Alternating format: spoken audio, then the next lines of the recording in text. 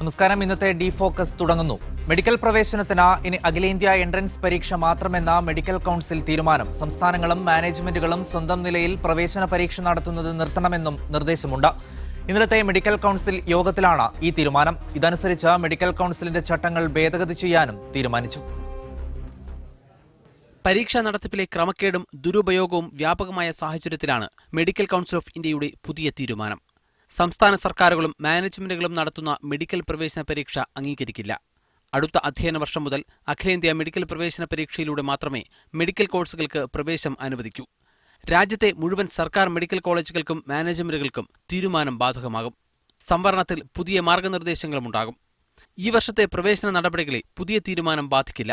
ഇക്കാര്യത്തിൽ വിശദമായ അറിയിപ്പ് സംസ്ഥാന സർക്കാരുകൾക്കും മാനേജ്മെന്റുകൾക്കും രേഖാമൂലം നൽകും. ഒരേ കോഴ്സിന് വിവിധ തരത്തിൽ വ്യത്യസ്ത പരീക്ഷകൾ നടത്തുന്നത് അംഗീകരിക്കാനാകില്ലെന്നും മെഡിക്കൽ കൌൺസിൽ യോഗം വിലയിരുത്തി.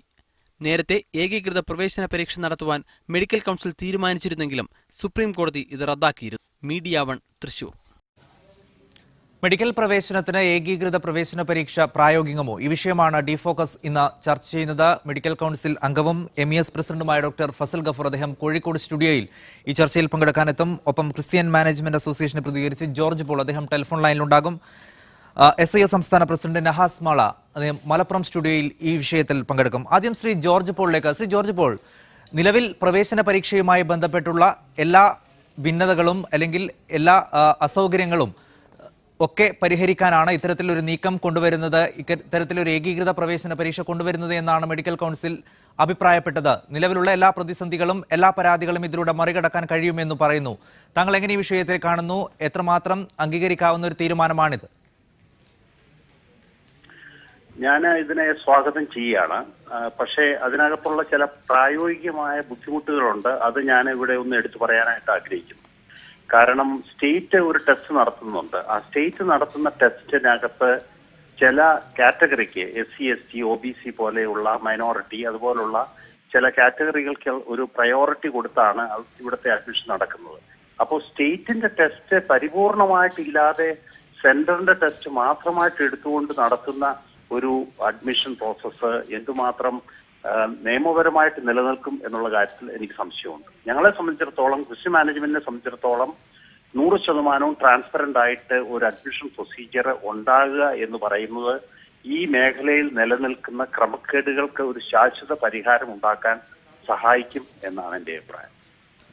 റൈറ്റ്. ശ്രീ ജോർജ് പോൾ, അത്തരത്തിലുള്ള ആശങ്കകളൊക്കെ നിലനിൽക്കുമ്പോഴും ഇത് അടുത്ത വർഷം മുതൽ നടപ്പിലാക്കും എന്നാണ് മെഡിക്കൽ കൌൺസിൽ പറയുന്നത്. പക്ഷേ അത്ര പെട്ടെന്ന് ഇത് പ്രായോഗത്തിൽ കൊണ്ടുവരാൻ നിലവിലെ അവസ്ഥ വെച്ച് കഴിയുമോ?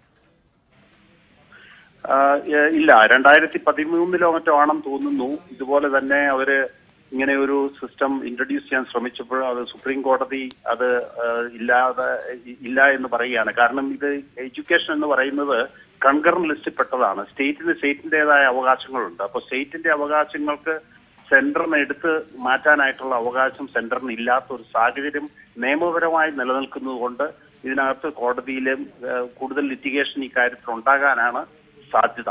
എന്താണെങ്കിലും ഒരു ശാശ്വത പരിഹാരം ഈ കാര്യത്തിൽ ഉണ്ടാകേണ്ടത് വളരെ ആവശ്യമാണ്. ഒത്തിരി ക്രമക്കേടുകൾ ഈ അഡ്മിഷനുമായി, പ്രത്യേകിച്ച് മെഡിക്കൽ അഡ്മിഷനുമായിട്ട് സംബന്ധിച്ച് എല്ലാ വർഷങ്ങളിലും സംഭവിക്കുന്നുണ്ട്. ഇതൊരു ശാശ്വത പരിഹാരം ഉണ്ടായെങ്കിൽ മാത്രമേ നമ്മുടെ ഒരു എഡ്യൂക്കേഷനിൽ തന്നെ, മെഡിക്കൽ എഡ്യൂക്കേഷനിൽ തന്നെ ഒരു ക്വാളിറ്റേറ്റീവ് ചേഞ്ച് ഉണ്ടാക്കാനായിട്ട് സാധിക്കുകയുള്ളൂ എന്നുള്ളതാണ് എന്റെ വ്യക്തിപരമായ അഭിപ്രായം. റൈറ്റ്. താങ്കൾ അല്പനേരം കൂടി ടെലിഫോൺ ലൈനിൽ തുടരണം Shri George Paul. Doctor Fazal Gafoor, അദ്ദേഹം ടെലിഫോൺ ലൈനിലുണ്ട്. അല്പനിമിഷങ്ങൾക്കകം അദ്ദേഹം കോഴിക്കോട് സ്റ്റുഡിയോയിലെത്തും. ശ്രീ ഫസൽ ഗഫൂർ, താങ്കൾ മെഡിക്കൽ കൌൺസിൽ അംഗം കൂടിയാണ്. എങ്ങനെയാണ് ഇത്തരത്തിലുള്ള ഒരു തീരുമാനത്തിലേക്ക് എത്തിയത്? യോജിപ്പിലൂടെ തന്നെയാണോ മെഡിക്കൽ കൌൺസിൽ ഇത്തരം ഒരു തീരുമാനമെടുത്തത്? MESന് ഇക്കാര്യത്തിലുള്ള അഭിപ്രായം എന്താണ്? ആദ്യം ഞാൻ MESന്റെ അഭിപ്രായം പറയാം. MES ഈ കാര്യത്തെ പൂർണ്ണമായിട്ട് സ്വാഗതം ചെയ്യുന്നു. കാരണം ഒരു കോമൺ എൻട്രൻസ് എക്സാമിൽ നിന്നാണ് ഇത് എടുക്കേണ്ടത് എന്നുള്ള അഭിപ്രായക്കാരാണ് MESനുള്ളത്. ഇത് കഴിഞ്ഞ കുറെ കൊല്ലമായിട്ട് MES കോമൺ എൻട്രൻസ് ലിസ്റ്റിൽ നിന്നാണ് കാൻഡിഡേറ്റുകൾ എടുത്തിട്ടുള്ളത്. അപ്പൊ ആ വിഷയം അവിടെ വെച്ച് കഴിയുന്നു. പക്ഷേ രണ്ടാമത് ഇപ്പൊ ജോർജ് പോൾ ഇങ്ങനെയൊക്കെ പറഞ്ഞെങ്കിലും, ഇന്റർ ചർച്ച് കൌൺസിലിനെ സ്വാഗതം ചെയ്യുന്നൊക്കെ പറഞ്ഞെങ്കിലും അതിനല്ലാതെ പറയേണ്ടത് ഇവിടെ CMC Vellore, saint John's Bangalore, CMC Ludhiana തുടങ്ങിയ ക്രിസ്ത്യൻ സമുദായത്തിന്റെ ഏറ്റവും വലിയ സ്ഥാപനങ്ങളുണ്ട്.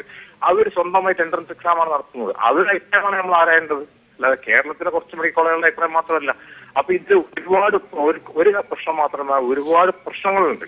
പക്ഷെ മൊത്തത്തിൽ ഞങ്ങൾ എങ്ങനെ കാണുന്നതെന്ന് വെച്ചിട്ടുണ്ടെങ്കിൽ ഈ ഗവൺമെന്റ് അനുസരിച്ച് അടക്കമുള്ള ഉദാഹരണം വടക്കേ ഇന്ത്യയിൽ നമ്മളുള്ള അഴിമതികൾ മുഴുവനും പ്രൈവറ്റ് സെക്ടറുകളിലാണ് നടക്കുന്നത്. ഗവൺമെന്റ് മെഡിക്കൽ കോളേജ് അഡ്മിഷനിൽ തിരിമറിയാണ്. അതേമാതിരി തന്നെ ആന്ധ്രാപ്രദേശിലെ PG സ്കാം നടന്നിട്ടുള്ളതും ഗവൺമെന്റ് മെഡിക്കൽ കോളേജ് അഡ്മിഷനിലാണ്. നമ്മൾ ബീഹാറിൽ നമ്മുടെ TV-കളൊക്കെ ഉണ്ട്, question paper government medical college admission മുകളിലോട്ട് തൂക്കി എറിഞ്ഞു കൊടുക്കുന്നതായിട്ട്. അത് അങ്ങനെ മമതാ ബാനർജിയുടെ ബംഗാളിൽ നടന്നിരിക്കുന്നതാണ്. ഗവൺമെന്റ് മെഡിക്കൽ കോളേജ് അഡ്മിഷന് ആൾമാറായിട്ട് നടക്കുന്നു, വേറെ ആൾക്കാരാണ് പരീക്ഷ തപ്പിയറിയുന്നത്. അപ്പൊ ഇതെല്ലാം കൂടെ ഒരച്ചടിക്ക് സ്വയാശ്രയ പ്രൈവറ്റ് മേഖലയുടെ മുകളിലോട്ട് കെട്ടിവെച്ച പറ്റില്ല. ഇവിടെ ചർച്ച നടന്നുകൊണ്ടിരിക്കുന്ന ഗവൺമെന്റ് നടത്തുന്ന എൻട്രൻസ് എക്സാമുകൾ എത്രത്തോളം സുതാര്യമുണ്ടെന്നാണ്. അത് വടക്കേ ഇന്ത്യയെ സംബന്ധിച്ച് സുതാര്യതയില്ല. പക്ഷെ കേരളത്തെ സംബന്ധിച്ചും അല്ലെങ്കിൽ സൗത്ത് ഇന്ത്യയെ സംബന്ധിച്ചൊക്കെ മൊത്തത്തിൽ പറയുമ്പോൾ അവിടെ അഴിമതി കുറവാണ് എന്നുള്ളത്. അപ്പൊ അങ്ങനെ ഒരു ഓൾ ഇന്ത്യ പരീക്ഷ നടത്തുമ്പോൾ അഴിമതിയുടെ ചാൻസുകൾ വളരെയേറെ കുറയും എന്നുള്ളത് തന്നെയാണ് ഞാൻ ശ്രീ ജോർജ് പോളിനോട് പൂർണ്ണമായിട്ട് യോജിക്കണം. ബാക്കി ഞാൻ വിയോജിപ്പ് വരാനുള്ള കാര്യങ്ങൾ ഞാൻ ഈ ചർച്ച മുന്നോട്ട് കൊണ്ട് തുടരുമ്പോൾ ഞാൻ പറയാം. റൈറ്റ്, ഞാൻ താങ്കളിലേക്ക് തിരിച്ചു വരാം. നഹാസ് മാള, ഇവിടുത്തെ പ്രവേശന പരീക്ഷയുമായി ബന്ധപ്പെട്ടും പ്രവേശന നടപടികളുമായി ബന്ധപ്പെട്ട വിദ്യാർത്ഥി സംഘടനകൾക്ക് ഒരുപാട് പരാതികളുണ്ട്. അത് ക്രമക്കേട് നടക്കുന്നുണ്ട്, രാജ്യവ്യാപകമായി ക്രമക്കേട് നടക്കുന്നുണ്ട്, കേരളത്തിലും ക്രമക്കേട് നടക്കുന്നുണ്ട് എന്നൊക്കെയാണ് പരാതികളുള്ളത്. അതിനൊക്കെ ഒരു പരിഹാരം ഉണ്ടാകണം എന്നുള്ള ഒരു തീരുമാനത്തിന്റെ അടിസ്ഥാനത്തിലാണ് ഇത്തരത്തിലൊരു ഏകീകൃത പൊതുപരീക്ഷ കൊണ്ടുവരാൻ മെഡിക്കൽ കൗൺസിൽ തീരുമാനിച്ചത്. ഒരു വിദ്യാർത്ഥി സംഘടനാ പ്രതിനിധി എന്ന നിലയിൽ ഈ തീരുമാനത്തെ താങ്കൾ എങ്ങനെ കാണുന്നു? ക്രമക്കേടുകൾ തടയുന്നതുമായി ബന്ധപ്പെട്ടുള്ള നടപടികളും അതല്ലെങ്കിൽ നീക്കുപോക്കുകളും മറ്റൊരു രീതിയിൽ പരിഹരിക്കപ്പെടേണ്ടതാണ് എന്നാണ് SIO ഈ വിഷയകമായി കരുതുന്നത്. കാരണം ഇത്തരത്തിലുള്ളൊരു നീക്കം റീജിയണലായ ഇംബാലൻസിന് ഒപ്പം തന്നെ സംഭരണമടക്കമുള്ള പല സംഗതികളും നിലവിലില്ലാത്ത സംസ്ഥാനങ്ങൾ കൂടി ഉൾക്കൊള്ളുന്ന ഒന്നാണ് ഈ ദേശീയ എക്സാമിൻ്റെ പരിധി എന്നുള്ളത് കൊണ്ടൊക്കെ സാമൂഹികമായ ഒരുപാട് പ്രത്യാഘാതങ്ങൾക്ക് അത് വഴിതെളിയിക്കാനാണ് സാധ്യത എന്നാണ് SIO അതിനെക്കുറിച്ച് മനസ്സിലാക്കുന്നത്. നമുക്കറിയാം, എൻട്രൻസ് എക്സാമിനെ കുറിച്ച് തന്നെ, എൻട്രൻസ് എക്സാം തന്നെ വേണോ എന്നുള്ള വലിയ ഒരു ചർച്ച നിലനിൽക്കുന്ന ഒരു ഘട്ടത്തിലാണ് എൻട്രൻസ് എക്സാം അത് അഖിലേന്ത്യാ അടിസ്ഥാനത്തിൽ നടക്കണം എന്ന് പറയുന്ന ഒരു ചർച്ച വരുന്നത് എന്നുള്ളത് തന്നെ വളരെ പരിഹാസ്യമാണ്. കാരണം കേരളത്തിൽ എൻട്രൻസ് എക്സാം അത് എഞ്ചിനീയറിംഗ് ആകട്ടെ അതല്ലെങ്കിൽ മെഡിക്കൽ ആകട്ടെ, ഈ വിഷയത്തെ ചൊല്ലി കേരളത്തിൽ എൻട്രൻസ് കോച്ചിങ് എന്ന് പറയുന്ന ഒന്ന് അതിനുവേണ്ടി വിദ്യാർത്ഥികൾ കൂട്ടമായി പോവുകയും +2 പോലെയുള്ള സംഗതികൾ സൈഡായി പഠിക്കുകയും ചെയ്യുന്ന ഒരു അവസ്ഥയിൽ ഈ ഒരു ഏകീകൃത അഖിലേന്ത്യാ എക്സാം സിസ്റ്റത്തിലേക്ക് വരുന്നതോടുകൂടി കൂടുതൽ കനത്ത ഒരു എൻട്രൻസ് കോച്ചിങ് സിസ്റ്റം നിലവിൽ വരുന്നതിനും ഏതെങ്കിലും ഒരു കൂട്ടർ മാത്രം, വിശേഷിച്ചും തമിഴ്നാട് പോലെയുള്ള സംസ്ഥാനങ്ങൾ എൻട്രൻസ് ഒഴിവാക്കുന്നതിന് കാരണമായി പറഞ്ഞ സാമൂഹികമായി സാമ്പത്തികമായി പിന്നാക്കം നിൽക്കുന്ന വിഭാഗങ്ങൾക്ക് ഈ മേഖലയിലേക്ക് പ്രവേശിക്കുന്നതുമായി ബന്ധപ്പെട്ടുള്ള ബാറുകൾ അവിടെ വരുന്നതിന് കാര്യമായൊരു വിലങ്ങുതടിയായി ഇത് വരും എന്നാണ് SIO വിഷയമായി കാണുന്നത്. മാത്രമല്ല, വിദ്യാഭ്യാസം കൺകറന്റ് ലിസ്റ്റിൽപ്പെട്ട ഒന്നാണ് എന്ന് നേരത്തെ ഇവിടെ ക്രിസ്ത്യൻ മാനേജ്മെന്റ് അസോസിയേഷനെ പ്രതിനിധീകരിച്ച് സംസാരിച്ച ആൾ പറഞ്ഞു. അപ്പോൾ ആ നിലയിൽ വിദ്യാഭ്യാസം കൺകറന്റ് ലിസ്റ്റിൽ ഉൾപ്പെടുന്ന സ്റ്റേറ്റിന് സ്വയം നിലക്കുള്ള സ്വയംഭരണാവകാശം എന്താണ് എന്നുള്ളതിനെ സംബന്ധിച്ചുകൂടി ഈ വിഷയകമായി ഒരു കൃത്യതയും അതുപോലെ തന്നെ വ്യക്തതയും ലഭിക്കേണ്ടതുണ്ട്. നമുക്കറിയാം, കേരളത്തിൽ നടന്നുകൊണ്ടിരിക്കുന്ന എക്സാമുകൾ അതുപോലെ തന്നെ അഖിലേന്ത്യാ അടിസ്ഥാനത്തിൽ നടന്ന എക്സാമുകൾ കേരളത്തിൽ നടത്തിയതുമായി ബന്ധപ്പെട്ട് പോലും ഫോൾസ് അലിഗേഷനുകൾ വന്നതാണ്. അതായത് അത് നടത്താനുള്ള സുരക്ഷിതമായ സംവിധാനങ്ങളും മറ്റും വേറൊരു രീതിയിൽ ഉണ്ടാക്കുക എന്നുള്ളതല്ലാതെ സ്റ്റേറ്റുകളുടെ പ്രതിനിധാനം ഒപ്പം റീജിയണലായ ഇംബാലൻസുകൾക്ക് വഴിവെക്കാത്ത രീതിയിൽ ഓരോ സ്റ്റേറ്റുകളിലും അതാത് സ്റ്റേറ്റുകളിലെ വിദ്യാർത്ഥികൾക്ക് അവരുടെ പ്രാതിനിധ്യം ഉറപ്പാക്കുന്ന രീതിയിലേക്ക് കൂടി ഈ നിലയിലുള്ള എക്സാമുകളെ സ്റ്റേറ്റിന്റെ ഒരു മേൽനോട്ടത്തിൽ തന്നെ നടത്തുന്നതിനെ കൂടി നമ്മൾ പിന്താങ്ങേണ്ടതുണ്ട്. വ്യക്തമാണ്. ഞാൻ തിരിച്ചു വരാം നഹാസ് താങ്കളിലേക്ക്. SFIയുടെ സംസ്ഥാന സെക്രട്ടറി വിജിൻ കൂടിയുണ്ട് ടെലിഫോൺ ലൈനിൽ. വിജിൻ, നിരവധി പരാതികളുണ്ട് ഇപ്പോൾ നടക്കുന്ന പ്രവേശന നടപടികളുമായി ബന്ധപ്പെട്ട് കോഴ വാങ്ങുന്നു എന്നടക്കമുള്ള പരാതികൾ കേരളത്തിലും ഇന്ത്യയിൽ ആകെപ്പാടെയുണ്ട്. അതിനൊക്കെ ഒരു പരിഹാരം എന്നുള്ള രീതിയിലാണ് ഇത്തരമൊരു രീതി, ഏകീകൃത പരീക്ഷ എന്നുള്ള രീതി മെഡിക്കൽ കൗൺസിൽ കൊണ്ടുവരുന്നത്. അതിന് പ്രായോഗിക ബുദ്ധിമുട്ടുകൾ ഏറെയുണ്ട് എന്ന് പറയുമ്പോഴും ഈ ഒരു തീരുമാനത്തെ നിങ്ങൾ എങ്ങനെ കാണുന്നു? പരീക്ഷാ നടത്തിപ്പിൽ ക്രമക്കേടുണ്ട് എന്ന കാര്യത്തിൽ യാതൊരു സംശയവും ഞങ്ങൾക്കില്ല. ഇവിടെ സുതാര്യത ഉറപ്പുവരുത്തണം എന്ന കാര്യത്തിലും യാതൊരു സംശയവുമില്ല. പക്ഷെ ഇവിടെ മെഡിക്കൽ കൗൺസിൽ ഓഫ് ഇന്ത്യയുടെ നേതൃത്വത്തിൽ ഇത്തരത്തിൽ ഒരു നീക്കം മറ്റൊരു തരത്തിലുള്ള അഴിമതിക്ക് വഴിതെളിക്കുമോ എന്നൊരു ചർച്ച നടത്തേണ്ടതായിട്ടുണ്ട്. കാരണം ഇവിടെ മെഡിക്കൽ കൗൺസിൽ ഓഫ് ഇന്ത്യ തന്നെ അഴിമതിയിൽ മുങ്ങിക്കുളിച്ചു നിൽക്കുന്ന ഒരു സംവിധാനമാണ്. നിരവധി വാർത്തകൾ പുറത്തു വന്നുകൊണ്ടിരിക്കുകയാണ്. ഈ സംവിധാനം ഒരിക്കലും അഴിമതിക്ക് അതീതമായിട്ടുള്ള ഒരു സംവിധാനമല്ല. ഇവിടെ നമ്മുടെ മെഡിക്കൽ കോളേജുകൾക്ക് ഉൾപ്പെടെ അംഗീകാരം കൊടുക്കുന്നതുമായി ബന്ധപ്പെട്ട് MCA നടത്തിയിട്ടുള്ള അഴിമതികളുമായി ബന്ധപ്പെട്ടുള്ള ചർച്ചകൾ നടക്കുകയാണ്. ഇവിടെ വിദ്യാഭ്യാസ മേഖലയെ സംരക്ഷിക്കുന്നതിന് വേണ്ടി തന്നെയാണോ ഇത്തരം നീക്കങ്ങൾ എന്ന കാര്യത്തിൽ നാം വളരെ വലിയ പരിശോധനകളും ചർച്ചകളും നടത്തേണ്ടതായിട്ടുണ്ട്. നേരത്തെ ഇവിടെ സൂചിപ്പിച്ചു കൺകറന്റ് ലിസ്റ്റിൽ ഉൾപ്പെടുന്ന വിദ്യാഭ്യാസം. അതുപോലെ തന്നെ സംസ്ഥാനങ്ങളുടെ മുകളിലുള്ള ഒരു കടന്നുകയറ്റമായി ഇതിനെ ഒരു കാലഘട്ടത്തിലും മാറ്റാൻ വേണ്ടി മാറരുത് എന്നൊരു അഭിപ്രായം ഞങ്ങൾക്കുണ്ട്. ഇവിടെ നിലവിൽ വിവിധ ഭൂരിപക്ഷം സംസ്ഥാനങ്ങളും മികച്ച നിലയിൽ തന്നെ സംസ്ഥാന തലത്തിൽ പ്രവേശന പരീക്ഷകൾ നടക്കുന്നുണ്ട്. ഞങ്ങൾക്കതിൽ യാതൊരു പരാതിയില്ല. ഇവിടെ ഞങ്ങൾ ഇത്തരം വിഷയങ്ങളിൽ പറയുന്ന പരാതികൾ മെഡിക്കൽ പ്രവേശനവുമായി ബന്ധപ്പെട്ട് മെറിറ്റ് അട്ടിമറിച്ചുകൊണ്ട് നടത്തുന്ന മാനേജ്മെന്റുകൾ നടത്തുന്ന നീക്കത്തിൽ ഗവൺമെന്റ് സഹായിക്കുന്നു എന്ന കാര്യത്തിലാണ്. കേരളത്തിൽ ഉൾപ്പെടെ മെഡിക്കൽ പ്രവേശനം വളരെ കൃത്യമായ രീതിയിൽ തന്നെയാണ് പരീക്ഷ നടത്തിപ്പ് നടന്നുകൊണ്ടിരിക്കുന്നത്. ചിലപ്പോൾ ബീഹാർ പോലുള്ള സംസ്ഥാനങ്ങളിൽ അല്ലെങ്കിൽ മധ്യപ്രദേശ് പോലുള്ള സംസ്ഥാനങ്ങളിൽ ഇത്തരത്തിൽ അഴിമതികൾ നടക്കുന്നുണ്ടാകാം. അത് MCI പോലുള്ള ഒരു സംവിധാനം, ദേശീയ സ്റ്റാറ്റ്യൂട്ടറി ഏജൻസി പരീക്ഷ നടത്തിയത് കൊണ്ട് മാത്രം ഇത്തരത്തിൽ സുതാര്യത ഉറപ്പുവരുത്താൻ പറ്റുമോ എന്നുള്ള കാര്യത്തിൽ വിശദമായിട്ടുള്ള ചർച്ചകൾ നടക്കേണ്ടതായിട്ടുണ്ട്. വിദ്യാഭ്യാസത്തിന്റെ കേന്ദ്രീകരണത്തിന് വേണ്ടിയിട്ടുള്ള ശ്രമം ഇവിടെ നടക്കുന്നു എന്നതുമായി ബന്ധപ്പെട്ടുള്ള കാര്യങ്ങളൊക്കെ ഇതുമായി ബന്ധപ്പെട്ട് നിയമ തടസ്സങ്ങൾ ഒരുപാടുണ്ട്. വിശദമായിട്ടുള്ള ചർച്ചകൾക്ക് ശേഷം, കൃത്യമായ ചർച്ചകൾക്ക് ശേഷം മാത്രമാണ് ഇത്തരം സംവിധാനത്തിലേക്ക് കടക്കുന്നത് നന്നാകുക എന്നൊരു അഭിപ്രായമാണ്. മെഡിക്കൽ പ്രവേശനത്തിന് ഏകീകൃത പരീക്ഷ പ്രായോഗികമോ എന്ന വിഷയമാണ് ഡിഫോക്കസ് ചർച്ച ചെയ്യുന്നത്. Doctor Fazal Gafoor, Nahas Mala, George Paul, Vijin എന്നിവരാണ് ചർച്ചയിൽ പങ്കെടുക്കുന്നത്. ഡോക്ടർ ഫസൽ ഗഫൂർ, ക്രിസ്ത്യൻ മാനേജ്മെന്റും മറ്റെല്ലാവരും MES ഒക്കെ ഇതിനെ സ്വാഗതം ചെയ്യുമ്പോഴും ഇപ്പോൾ നേരത്തെ വിജിനും നഹാസും ഒക്കെ സൂചിപ്പിച്ചതുപോലെ പല ആശങ്കകളും ഇത് കൊണ്ടുവരുമ്പോഴുണ്ട് അവർക്ക്. ഇത് എത്രമാത്രം സുതാര്യമാണ് എന്ന കാര്യത്തിൽ പല നിയമ തടസ്സങ്ങളുമുണ്ട്. 2013 UPA സർക്കാർ കൊണ്ടുവന്ന നീറ്റ പദ്ധതി ഇതേപോലെയുള്ള പദ്ധതി തന്നെയായിരുന്നു. പക്ഷേ പല നിയമ തടസ്സങ്ങളിലും പെട്ട് അത് പാളിപ്പോയി. അത്തരമൊക്കെയുള്ള കാരണങ്ങളും സംഭവങ്ങളും ഒക്കെ നമ്മുടെ മുന്നിൽ ഉണ്ടാകുമ്പോൾ വീണ്ടും അതേ രീതിയിലുള്ള ഒരു പദ്ധതി അല്ലെങ്കിൽ അതേ രീതിയിലുള്ള ഒരു പരിഷ്കാരം കൊണ്ടുവരുമ്പോൾ അത് എത്രമാത്രം പ്രായോഗികമാണ്? ഒക്കെ പറഞ്ഞതിനോട് പൂർണ്ണമായിട്ട് യോജിക്കണം. പക്ഷെ 5 വലിയ വിഷയങ്ങളോട് വരാനുണ്ട്. ആദ്യം വരാൻ പോണത് ന്യൂനപക്ഷ പദവിയുടെ വിഷയം. കഴിഞ്ഞ തവണ നീറ്റ് നടപ്പാക്കാൻ നോക്കിയപ്പോൾ ന്യൂനപക്ഷ സ്ഥാപനങ്ങളാണ് അവിടെ പോയിട്ട്, ജോർജ് പോൾ ഇവിടെ ഇങ്ങനെ പറഞ്ഞിട്ട് കാര്യമില്ല, അവിടെ പോയിട്ട് കേസ് കൊടുത്തത് ന്യൂനപക്ഷ സ്ഥാപനങ്ങളാണ്. ഒന്ന്, അപ്പോൾ TMA പൈ ജഡ്ജ്മെൻറ്റും ഇസ്ലാമിക് അക്കാദമിക് ജഡ്ജ്മെൻറ്റും ഒക്കെ അനുസരിച്ചിട്ട് ന്യൂനപക്ഷങ്ങൾക്ക് സ്വന്തമായിട്ട് സ്ഥാപനങ്ങളുണ്ടാക്കി അവിടെ എൻട്രൻസ് എക്സാം നടത്തിയിട്ട് വിദ്യാർത്ഥികൾ എടുക്കാമെന്ന് സുപ്രീം കോടതി ഡിവിഷൻ ബെഞ്ച് വിധിയുണ്ട്. അപ്പം എന്ത് ചെയ്യും? 2, സംവരണത്തിൻ്റെ കാര്യത്തിൽ പ്രശ്നം അവിടെ വരാൻ പോകണമെന്ന് ഞാൻ പറഞ്ഞുതരാം. ഇപ്പോൾ ഉദാഹരണമായിട്ട് മെറിറ്റ്, ഇപ്പോൾ കേരളത്തിൽ OBC ഒക്കെ 40% മെറിറ്റ് വെച്ചിട്ടുള്ളത്. പക്ഷേ പല സംസ്ഥാനങ്ങളും OBC ഒക്കെ 50% വെച്ചിട്ടുള്ളത്. അപ്പോൾ അതങ്ങനെ നമുക്ക് ഒത്തുപോകും.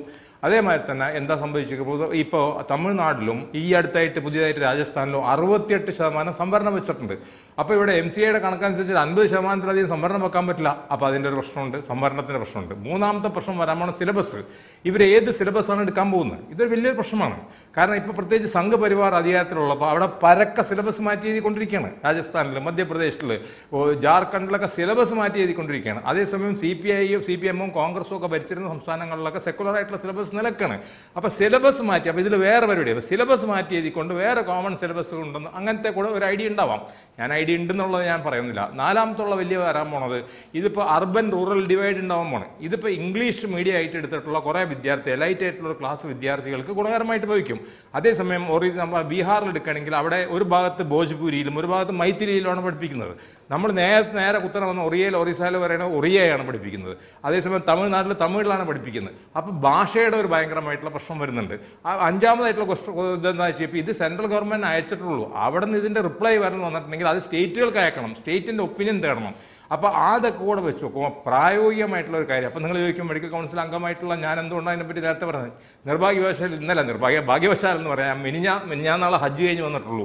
അപ്പോൾ എനിക്ക് മെഡിക്കൽ കൗൺസിൽ മീറ്റിങ്ങിൽ പങ്കെടുക്കാൻ പറ്റിയില്ല.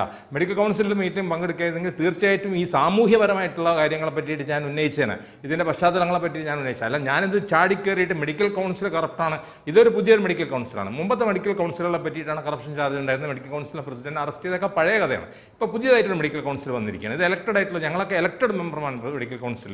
അപ്പോൾ മെഡിക്കൽ നമ്മൾ ഉടനെ തന്നെ നമ്മൾ ആരോപണത്തിലോട്ട് പോകണ്ട, നമ്മൾ ഈ വിഷയത്തിനെ പറ്റിയിട്ട് പഠിച്ചുകൊണ്ട് ആ വിഷയം ഇനി നമ്മുടെ ഇന്നത്തെ സാഹചര്യത്തിൽ ഈ ഭരണഘടന കൂടെ കണക്കിലെടുത്തുകൊണ്ട് നമ്മുടെ സംവരണം അല്ലെങ്കിൽ ന്യൂനപക്ഷ പദവി ഇതെല്ലാം എങ്ങനെ ഇതിനെയൊക്കെ ബാധിക്കും, ഇത് പ്രായോഗികമാണോ എന്ന രീതിയിൽ നല്ല രീതിയിലോട്ടാണ് ഈ ചർച്ച കൊണ്ടുപോകുന്നത്.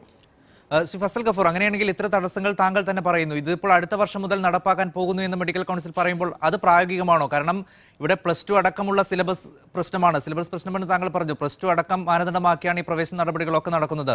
+2 സിലബസ് തന്നെ മാറ്റേണ്ടി വരും. അങ്ങനെയുള്ള നിരവധി പ്രശ്നങ്ങളുണ്ട്. അപ്പോൾ എങ്ങനെയാണ് ഇത് അടുത്ത വർഷം മുതൽ പ്രായോഗികത്തിൽ കൊണ്ടുവരിക? തീർച്ചയായിട്ടും അത് അടുത്ത വർഷം തൊട്ടിട്ട് പ്രായോഗികമാക്കാൻ പറ്റില്ല. അതിൻ്റെ പ്രക്രിയ നമുക്ക് വേണമെങ്കിൽ ആരംഭിക്കാം. അത്രമാത്രമേ ഉള്ളൂ. അടുത്ത കൊല്ലത്തേക്കുള്ളിൽ ഒരു ഫോർമാറ്റ് ഉണ്ടാക്കാൻ നോക്കുക. സ്റ്റേറ്റുകളുടെയൊക്കെ സമ്മതം വാങ്ങിച്ചുകൊണ്ട് എന്താണ് സിലബസ് എന്നുള്ളത് തീരുമാനിച്ചുകൊണ്ട് ഈ തരത്തിലുള്ള കാര്യങ്ങളെപ്പറ്റി തീർച്ചയായിട്ടും അടുത്ത മെഡിക്കൽ കൗൺസിൽ മീറ്റിങ്ങിൽ തീർച്ചയായിട്ടും ഞാൻ ഈ വിഷയങ്ങളൊക്കെ ഉന്നയിക്കുന്നുണ്ട്. അത് എങ്ങനെ കൊണ്ടുപോകാൻ പോകുന്നത്. പക്ഷേ അവിടെ എന്താ ഉണ്ടായെന്ന് വെച്ചാൽ അവിടെ ഒരു മെഡിക്കൽ കൗൺസിൽ അംഗം എഴുന്നേറ്റുന്നുണ്ട് പറഞ്ഞു ഇങ്ങനെ അവിടെ മെറിറ്റ് അട്ടിമറിക്കപ്പെടുകയാണ്, മറ്റേ വിദ്യാർത്ഥികളുടെ സ്റ്റാൻഡേർഡ് കുറഞ്ഞു പോയിരിക്കുകയാണ്, മെഡിക്കൽ കോളേജുകളിലെ പെർസെൻറ്റേജ് അതായത് പാസ് പെർസെൻറ്റേജ് ദയനീയമായിട്ട് വീണുകൊണ്ടിരിക്കുകയാണ്. അപ്പോൾ അതുകൊണ്ട് നമ്മൾ എൻട്രി പോയിന്റ് നമ്മളിൽ ഒരു മെറിറ്റ് കൊണ്ടുവരണം. ഇപ്പോഴത്തെ സ്ഥിതി എന്ന് വെച്ചാൽ എൻട്രി പോയിന്റിൽ MCAക്ക് യാതൊരു അധികാരമില്ല. MCA പറഞ്ഞിരിക്കുന്നത് 50% മാർക്ക് മതി എന്ന് പറഞ്ഞിരിക്കുന്നത്. ക്വാളിഫയിങ് എക്സാമിനേഷനിലും എൻട്രൻസ് എക്സാമിനേഷനിലും 50% മാർക്ക് മതി എന്നാണ് പറഞ്ഞിട്ടുള്ളത്. അത്രമാത്രം MCAയുടെ ഗൈഡ് ലൈൻ ഉള്ളൂ. അപ്പോൾ ഈ 50% നിങ്ങൾക്കറിയാലോ, ആർക്കും കിട്ടാൻ അത്ര പ്രയാസമുള്ള ഒരു കാര്യമില്ല. പ്രത്യേകിച്ച് തിരിമറികൾ നടക്കുമ്പോൾ എൻട്രൻസ് എക്സാമിന് മുഴുവനും തിരിമറി നടന്നുകൊണ്ടിരിക്കുന്ന ഒരു സമയത്ത് ഇതിന് ഒരു സതുദ്ദേശപരമായിട്ട് ഉന്നയിച്ച ഒരു മാറ്റർ സെൻട്രൽ ഗവൺമെന്റിന് ഫോർവേഡ് ചെയ്തെന്ന് മാത്രമേ ഉള്ളൂ. ഇനിയിപ്പോൾ സെൻട്രൽ ഗവൺമെന്റ് എന്തൊക്കെ പറഞ്ഞാലും MCA സെൻട്രൽ ഗവൺമെന്റ് ഹെൽത്ത് മിനിസ്ട്രിയുടെ കീഴിലാണ് എല്ലാ കാര്യങ്ങളും. ഉദാഹരണം ഒരു മെഡിക്കൽ കോളേജിന് അംഗീകാരം കിട്ടുന്ന വെച്ചാൽ MCA recommendation is send to central government. Then the central government gives recognition. അങ്ങനെയാണ് അതിന്റെ സിസ്റ്റം. അതുമാതിരി തന്നെ MCAയുടെ സ്റ്റാറ്റ്യൂട്ട്സ് മാറ്റണം ഈ കാര്യത്തിന്, അതായത് എൻട്രൻസ്. കാരണം ഇതിപ്പോൾ പുറത്തുനിന്നുള്ള ഒരു കാര്യമാണ്. ഒരു ചോദ്യം അവിടെ വരുന്നുണ്ട്, എങ്ങനെ MCAക്ക് +2 അഡ്മിഷൻ പ്രോസസ്സിൽ ഇടപെടാൻ പറ്റും, അല്ലെങ്കിൽ എങ്ങനെ അതിന്റെ സിലബസിൽ ഇടപെടാൻ പറ്റും. MCAക്ക് മെഡിക്കൽ എഡ്യൂക്കേഷനെ പറ്റി പറയാനല്ലേ പറ്റുള്ളൂ, അല്ലാതെ അവിടുത്തെ +2 എഡ്യൂക്കേഷൻ പറ്റിയിട്ട് അതിന്റെ സിലബസ് മാറ്റി അത് യൂണിഫോം ആക്കുക അല്ലെങ്കിൽ സിലബസിൽ ഇത്ര ഇത് വേണമെന്നൊന്നും പറയാൻ പറ്റില്ല. അതെല്ലാം സ്റ്റേറ്റ് ഗവൺമെന്റ് തീരുമാനിക്കുന്നതാണ്. അപ്പോൾ വ്യാപകമായിട്ടുള്ള ചർച്ചകൾക്ക് ശേഷം മാത്രമേ MCAക്ക് കാര്യം ചെയ്യാൻ പറ്റുള്ളൂ. MCA ഈ ഇഷ്യൂ റേസ് ചെയ്തതിന് കാരണം എന്താ വെച്ചാൽ ഒരിക്കൽ നീറ്റ് നമുക്കറിയാലോ എന്നുള്ള ഒരു സംഭവം വന്നു. അതെല്ലാവരും വിചാരിച്ച് പാസ്സായി എന്ന് വിചാരിച്ചു. അവസാനം സുപ്രീം കോടതിയിൽ ചീഫ് ജസ്റ്റിസ് സുപ്രീം കോടതി ഓഫ് ദ കോർട്ട്, അത് അൽത്തമീസ് കബീർ തന്നെ അത് അങ്ങനെ ഇതാക്കിയാണ് ചെയ്തത്. അപ്പോൾ ഒരിക്കൽ പരാജയപ്പെട്ട ഒരു ശ്രമം വീണ്ടും MCA എടുത്തിട്ടാണ്. റൈറ്റ്. ശ്രീ ജോർജ് പോൾ, അത് തന്നെയല്ലേ യഥാർത്ഥത്തിൽ സംഭവിക്കുന്നത്? ഒരിക്കൽ നീറ്റ എന്ന പേരിൽ നടത്തി പരാജയപ്പെട്ട ഒരു നീക്കം വീണ്ടും പൊടുതട്ടിയെടുക്കുന്നു. അന്നുണ്ടായ നിയമപ്രശ്നങ്ങളിൽ ഒന്നും പരിഹാരം കണ്ടെത്താനായിട്ടില്ല. അതിപ്പോൾ സുപ്രീം കോടതിയിലാണ്. ഇതും ഇപ്പോൾ വീണ്ടും കോടതിയിൽ പോയാൽ അന്ന് കോടതി ചോദിച്ച ചോദ്യങ്ങളൊക്കെ ഒരുപക്ഷെ വീണ്ടും ചോദിച്ചേക്കാം. ആ രീതിയിലേക്ക് തന്നെയല്ലേ കാര്യങ്ങൾ പോകുന്നത്? കൃത്യമായൊരു ചർച്ചയല്ലേ ഇക്കാര്യത്തിൽ വേണ്ടത്? തീർച്ചയായിട്ടും ഞാൻ അതിനോട് 100% യോജിക്കുകയാണ്. പക്ഷേ ഇതിനകത്തൊരു ശാശ്വത പരിഹാരം വേണ്ട ഒരു വിഷയമുണ്ട്. അതായത് ഇതിനകത്ത് നടക്കുന്ന മാനിപ്പുലേഷൻസ് എങ്ങനെ അറസ്റ്റ് ചെയ്യാനായിട്ട് സാധിക്കും? അതിന് സെന്ററിന്റെ ടെസ്റ്റിൽ നിന്ന് എടുക്കണം എന്ന് നിർബന്ധപൂർവ്വം MCA പറയേണ്ട കാര്യമില്ല. കാരണം സ്റ്റേറ്റിന്റെ ടെസ്റ്റ് എടുത്താൽ മതി. അപ്പോൾ സ്റ്റേറ്റിന്റെ ഇൻട്രസ്റ്റ് മുഴുവനും അതിനകത്ത് പ്രൊട്ടക്ട് ചെയ്യും. സ്റ്റേറ്റിന്റെ കമ്പൽസറി ആയിട്ട് എടുക്കണം. ഐദർ സ്റ്റേറ്റ് ഓർ സെന്റർ എന്ന് വേണമെങ്കിൽ പറയാം. അല്ലെങ്കിൽ സ്റ്റേറ്റിനുള്ള അവകാശത്തെ ഖണ്ഡിക്കാത്ത നിലയിൽ സ്റ്റേറ്റിന്റെ ടെസ്റ്റിൽ നിന്നായിരിക്കണം മെഡിസിന് അഡ്മിഷൻ കൊടുക്കേണ്ടത് കമ്പൽസറി ആയിട്ട്. അവിടെ മൈനോറിറ്റിയുടെ ഇൻട്രസ്റ്റ് പ്രൊട്ടക്ട് ചെയ്യുന്നു, പിന്നെ മറ്റ് റിസർവേഷൻ വിഭാഗങ്ങളുടെ എല്ലാം ഇൻട്രസ്റ്റ് പ്രൊട്ടക്ട് ചെയ്യുന്നു.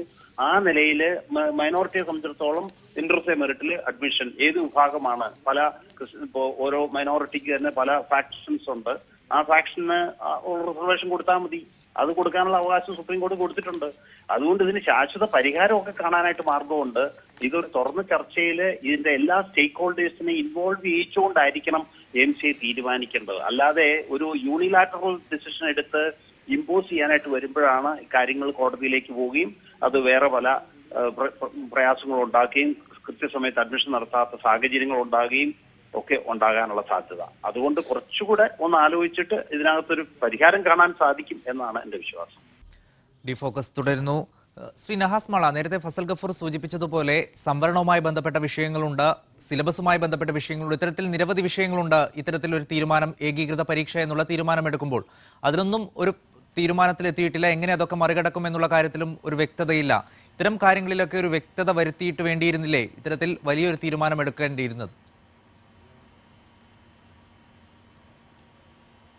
ബഹുമാന്യനായ ഡോക്ടർ ഫസൽ ഗഫൂർ ഇവിടെ സൂചിപ്പിച്ചതുപോലെ അതിൻ്റെ പ്രായോഗിക നടപടിയിലേക്ക് ഇതിനിയും നീങ്ങാൻ ഒരുപാട് സമയമെടുക്കുമെന്നാണ് പ്രതീക്ഷിക്കുന്നത്.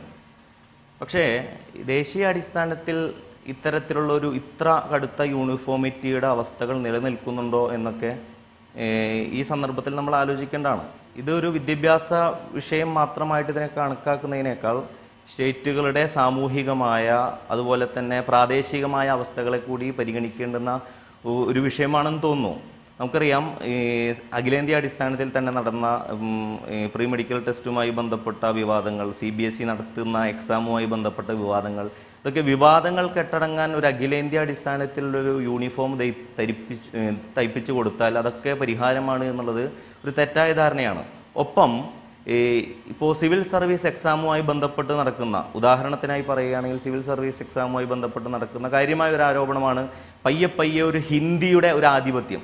നേരത്തെ ഫസൽ ഗഫൂർ ബീഹാർ സ്റ്റേറ്റിനെ സംബന്ധിച്ച് അവിടുത്തെ പ്രാദേശിക വൈവിധ്യങ്ങളെക്കുറിച്ച് സൂചിപ്പിച്ചതുപോലെ തന്നെ ഹിന്ദി എന്നുള്ളത് വേറൊരർത്ഥത്തിൽ ഒരു ഇന്ത്യനൈസേഷൻ പോലെ തന്നെ ഒരു ഹിന്ദിയൈസേഷൻ വേറൊരർത്ഥത്തിൽ നടപ്പാക്കപ്പെടുന്ന പയ്യെ അത് ഇതിലേക്ക് കൂടി അരിച്ചിറങ്ങുന്ന ഒന്നായി തന്നെയാണ് നമ്മളിതിനെ കാണേണ്ടത് എന്ന് തോന്നുന്നു. എല്ലാ അടിസ്ഥാനത്തിലും ഇത് ഒരു ദേശീയതയുടെ അതല്ലെങ്കിൽ ദേശീയമായ ഒന്നുണ്ടെങ്കിൽ മാത്രം എല്ലാത്തിനും പരിഹാരമാകും എന്ന് പറയുന്ന ഒന്നിനു പകരം സ്റ്റേറ്റുകളുടെ സ്വയംഭരണാവകാശത്തിന് കൂടി, സ്വയംഭരണമുള്ള ചില സ്ഥാപനങ്ങൾ ഒഴിവാക്കിയിട്ടുണ്ടല്ലോ. നേരത്തെ ഫസൽ ഗഫൂർ സൂചിപ്പിച്ചതുപോലെ ചില സ്ഥാപനങ്ങൾ അവരവരുടേതായ എൻട്രൻസ് എക്സാമുകൾ നടത്തുന്നു, അവരെയാണ് ഈ ചർച്ചയിലൊക്കെ പങ്കെടുപ്പിക്കേണ്ടത്.